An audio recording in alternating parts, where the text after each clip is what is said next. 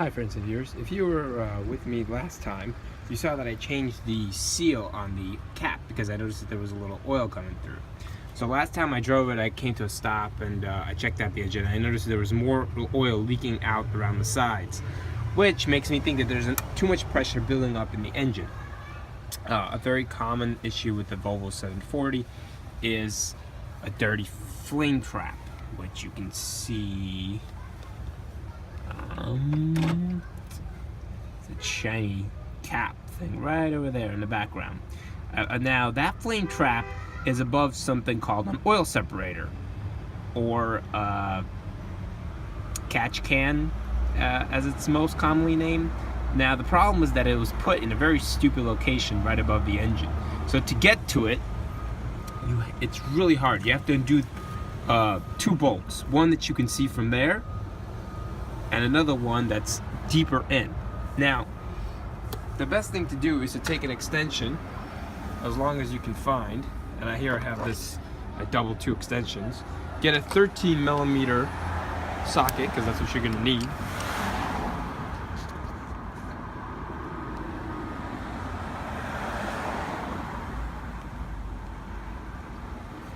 And you're gonna use that, obviously.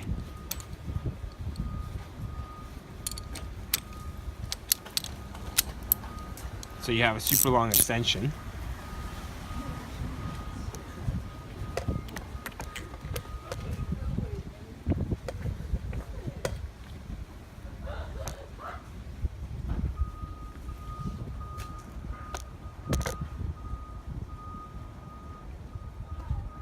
Just trying to show you how I did it.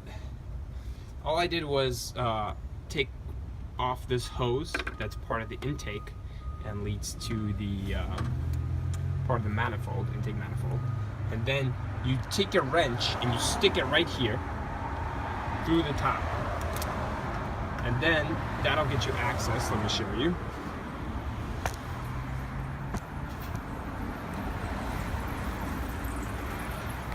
To that bolt down there. It's really hard to see, but it's there, and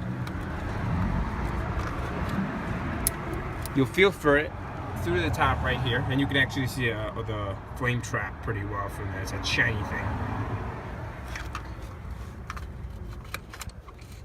Now this is easier if you get the idler control valve off, and I might have to do that to finagle the flame trap out of there, but for now I wanted to see if I could even loosen those bolts before I engaged in removing everything, and then to find out that those bolts were so frozen on there that I couldn't get them off. So that's why I did that. Now, once you get that bolt that's right here out, I don't know if you can see it, I'm gonna try to shake the wrench extension. It's like right there. Once you get that one out, you're gonna reach through here, you're gonna squeeze past the tubes, you're gonna go down there. You see that bolt that I got? And you're gonna get that one free. And once you have that one free, you get those two bolts out and you can finagle the trap out of there. So let me just do that and I'll get right back to you. Okay, now once you get that bolt out, don't drop it like I did. You can see the little hole in the back there, right there. And it's got a little washer on top of it, so be careful, don't drop that. The washer I got out right here. And this is a 13mm bolt. Now we're gonna proceed to get the other one out, and hopefully right there behind that little bracket. It's hiding all the way in the back. And we're gonna get that one out now. As you can see, this is just a lot of wrenching. There's nothing crazy being done here. Just me spinning the bolt out a lot. And that's why I'm sparing you this part, because it's really not interesting at all. But basically you gotta do this until you get it loose, and get it out of there. And try not to drop it. That's the hard part. Now you can see that I've gotten the bolt loose and there's a little washer underneath. So just reach in there with your hand, grab the bolt out, Don't move it too much. Grab the bolt out, and then or the washer first, and then the bolt, and put them to the side. Okay, now that we got them both loose, we have to get the box out of there somehow. So that box will still be held in by the flame trap, which we have to get out. In order to get it out, we're gonna take,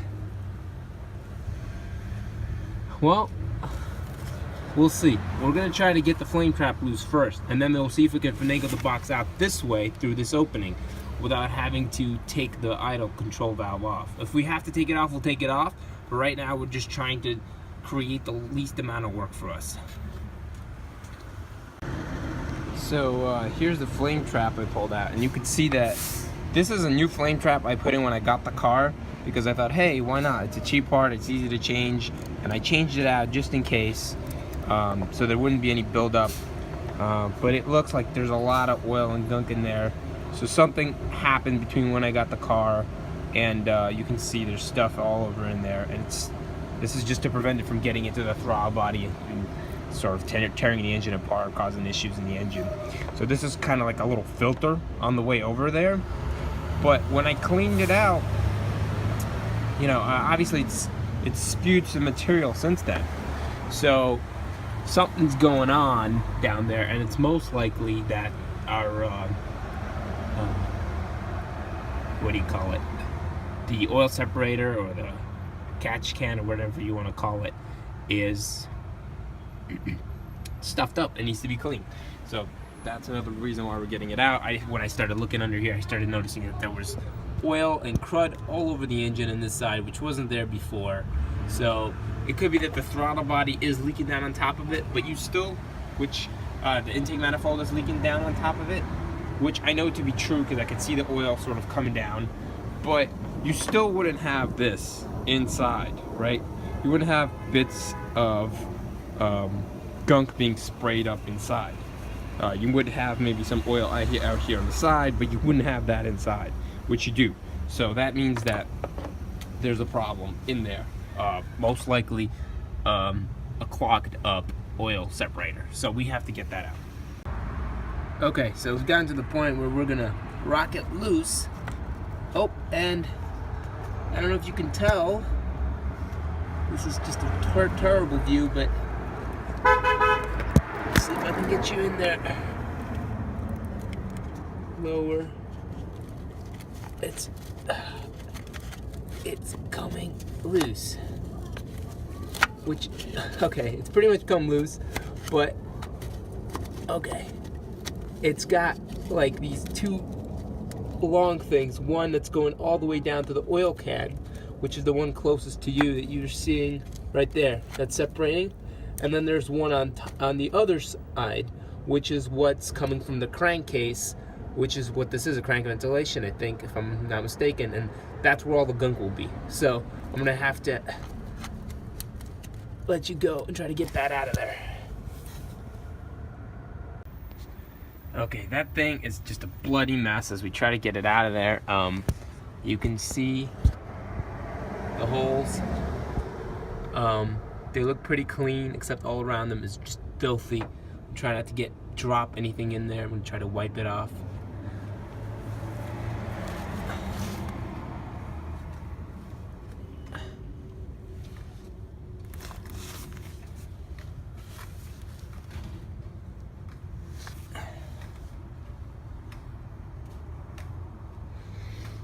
You can see the top of the part that goes to the flame trap already sticking out. That's the part that, you know, goes directly into the flame trap.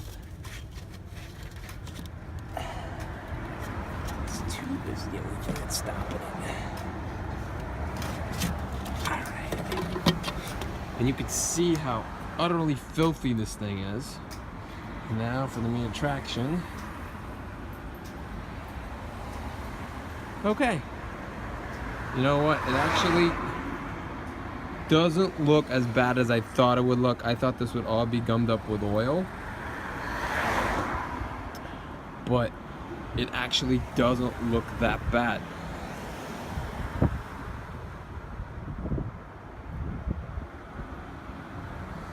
Although it could still be obstructed inside, you know, just because we can't see kind of like what's in there doesn't mean it's not all caked. but this should, you know, from what I'm seeing, this should be no problem. Now you want this, you see this outer ring seal right here that sits to the engine? Maybe that's the culprit, maybe that's just old, and now so we have like oil spraying out around it. That's why there's oil all around the engine. I got a new one, I ordered a new one. It's like $1 or something. So I'm gonna clean out this catch can, or oil separator, however you wanna call it, put a new seal on it and reinstall it. And the new seal is gonna be green. See it? But for now, I'm just gonna lock the car, take this home, and it looks like there's quite a lot of crud in there, and we're gonna rinse it out, and we're gonna try to use something plastic safe, so this can doesn't like crack on us. And here's the official Volvo part on the back, Sweden, and obviously we're gonna clean this bad boy, and at least take care of. At least we'll know in the future that if something's causing buildup of pressure, it's one of these hoses or tubes that we'll just have to clean and check one by one. But we know it's not this thing, so that's one thing we can tick off our list and not worry about. So now I'm just gonna take it home, give it a thorough cleaning, and come back. Hey guys, so I washed the oil breather box in the solution of New Bright Orange. It's this stuff for cleaning evap coils. It's the only degreaser that I had at home. I soaked the oil breather box in that solution, rinsed it out. Then I took one of those tiny little ultrasonic cleaners and I put it in there and ran it for a little bit. It wasn't very effective, I thought at first, but then when I rinsed it out, all sorts of bits of carbon just came out. You know what it looked like? The water looked like when you wash out coffee, like old coffee, and you have all those little pieces of grind in there, like little pieces of grinds, and it was brown, and when I finished washing it, it was black. I meant to record it, but something happened to my phone. It spazzed out and I lost the footage. So here we're headed back to the car now, and I'll show you the parts, obviously, before I put them in and install them. I'll just get everything set up and then I'll show you. Okay, so here are all the parts. We got the flame trap itself that I cleaned out. Can't really see inside it, but it's clean, trust me. And the tube I also cleaned out just while I was there. Here is the new O-ring. I took the old O-ring off. It's gonna go right here, right there, and get that on there.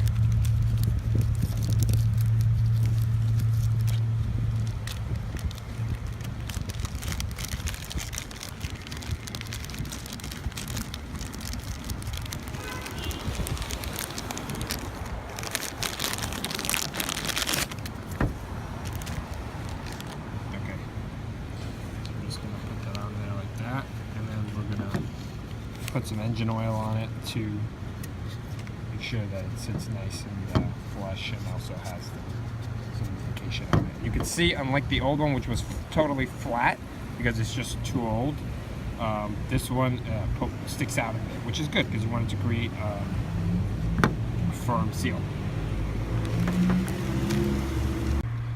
Okay, the first step is to get all the tools ready. We have our 13mm small wrench and our 13mm with a large extension. This we're going to use to tighten these bolts initially when they go through here and here, and that we're going to use it to tighten it completely. We're just going to snug it. We're not going to use any torque because this is plastic. You want to be careful. You don't want to, I mean, it does have these metal bits, but you still don't want to over tighten it because you might crack the plastic and you'll be in trouble if you do that. You'll need a new breather box. These are about 60 bucks, not too pricey. Some people just put in a new one. I decided to clean one out and put it back. Obviously it won't be ideally clean, but I think it'll be good enough. It wasn't that dirty to begin with. Take a look inside. You can see I've done a pretty good job. It's clean inside. There's no real membranes in there. It's just a box basically where oil gathers and then is pushed out. It's not a complicated piece.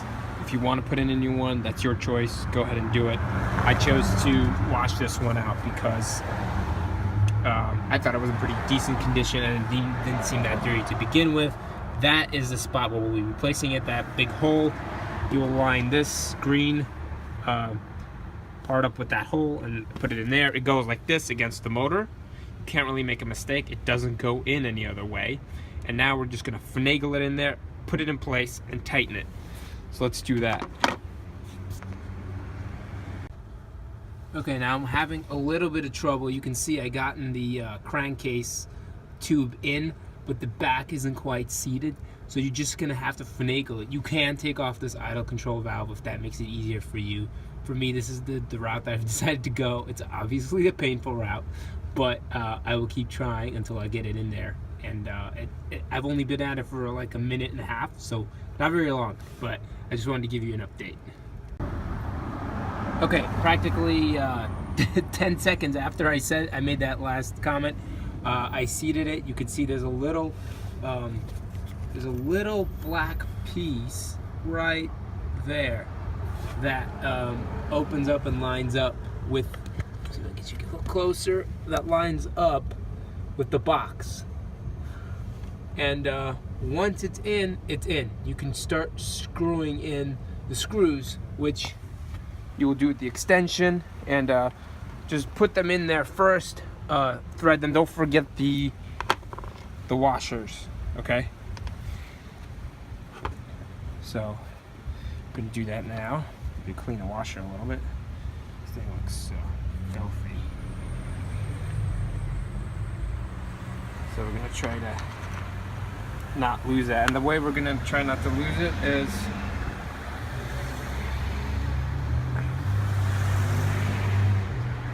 we're gonna try to kind of hold it upside down, get it in there. I know this is terrible, you guys can't see anything. Some of this has to be done by feel, and if you can hear that, you can tell I just threaded it and now I'm screwing it in with my hand. It's actually going in very easily, which is great. That's what you want.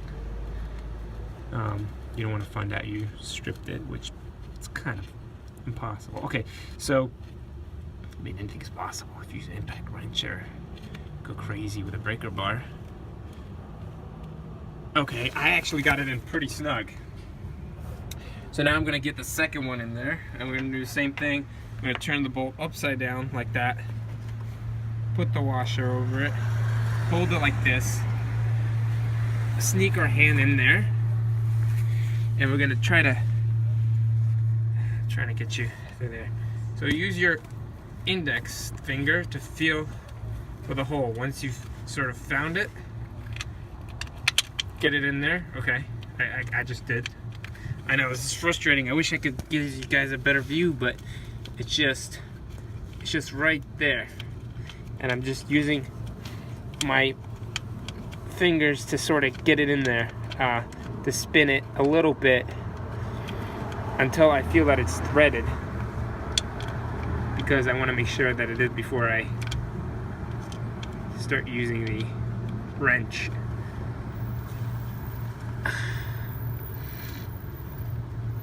It's cold out here in New York today, just 3 above 0. Not that cold, but it's supposed to get colder tomorrow, which is why I decided to do this project right now. Okay, so let me just thread that and tighten it, and also tightening it. Okay, now we are gonna try to get our extension in there. We're going to tighten the middle bolt first. I don't know if you can see in there, probably cannot. The one on the right is the one that was the hard one to get off, but now it went in totally well, totally easily. But the other one, the one I'm trying to maneuver that's behind that other bracket thing, that one is offering some resistance, ironically.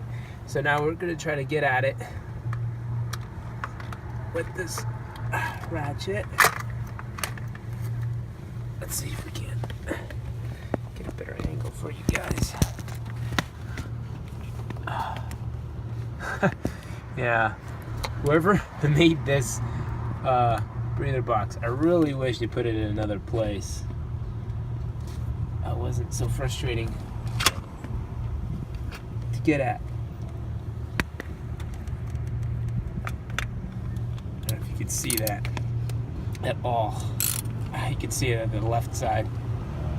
We have to change the wrench to tighten.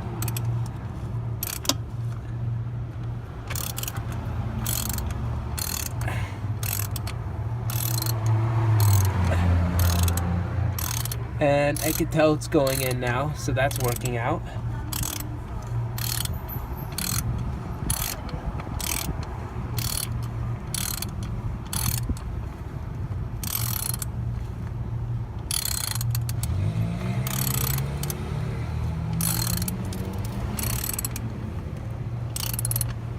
Okay, we just snugged that one. Now we're gonna snug the other one. I loosened the one that I got in the first one just so that it would not, so I could get this one in as well. So now I'm just gonna hand tighten it.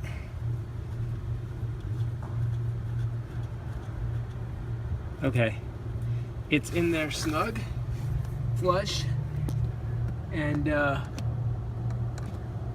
now we're gonna use this little wrench right here.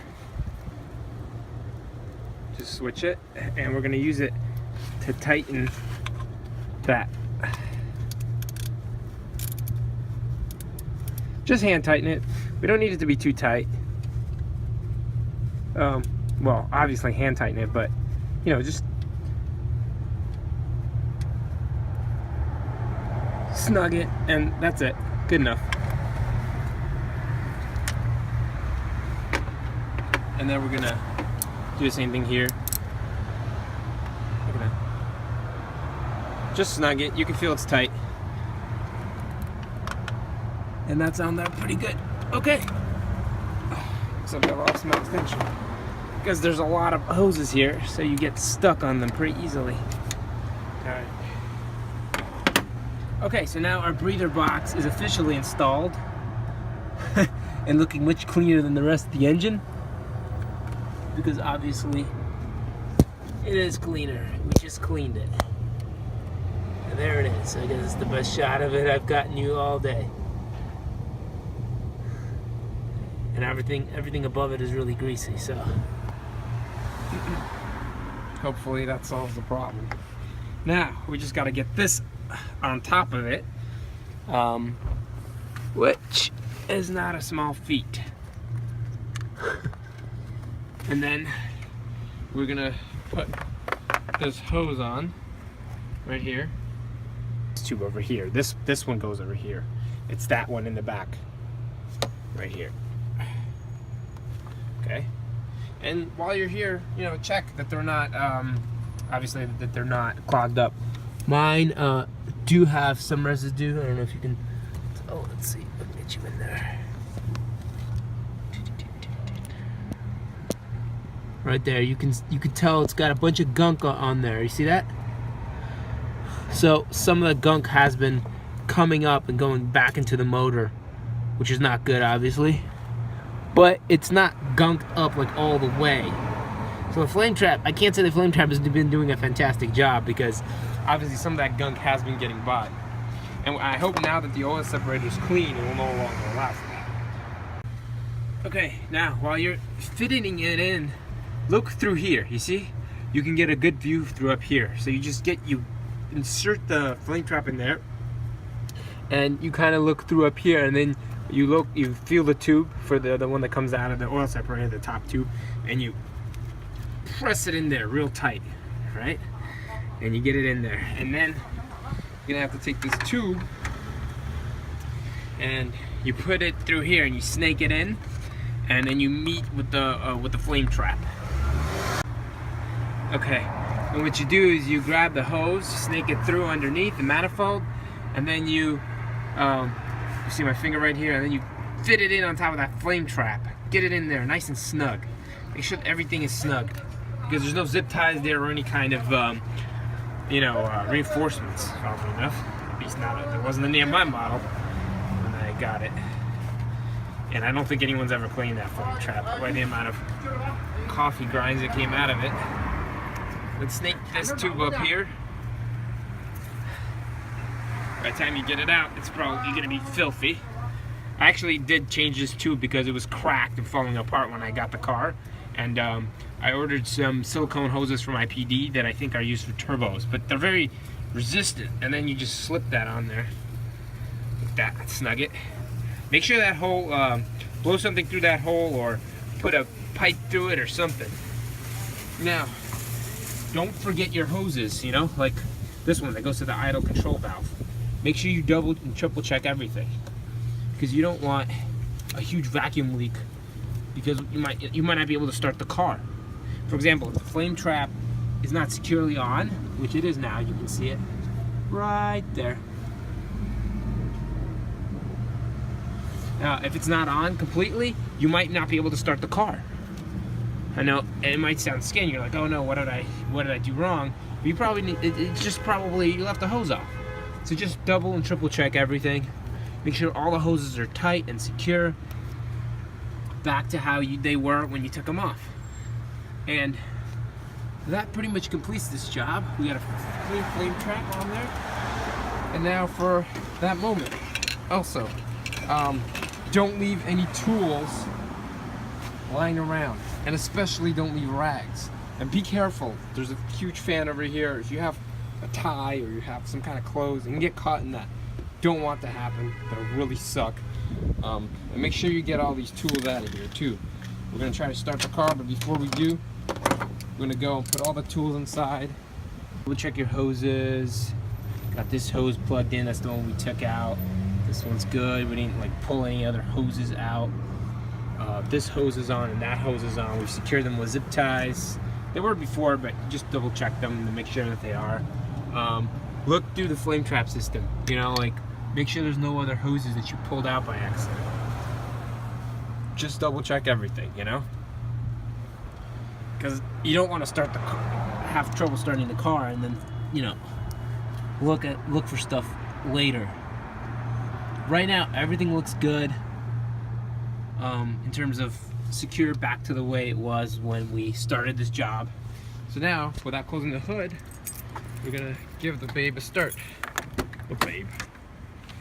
So here we go. A moment.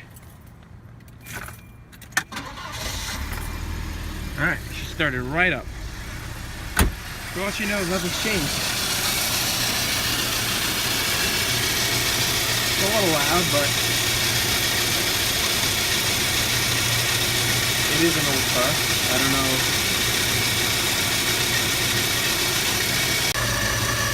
Okay, so here we are with the gauge, and actually, the gauge is not pulsing as much as it was before, but you can see it's going up and down. So a problem hasn't been solved with the whatever is causing that. It's most likely still occasional drop indicates tappet valve adjustment. Yeah. So plug misfire, sticky valve, or trouble in the carburetor. So that's quite a long list of things it could be. But obviously we're going to do the valve adjustment first and go from there. Thanks for watching. If you like this video and found it helpful, please follow and subscribe. Have a good night, guys, and happy holidays.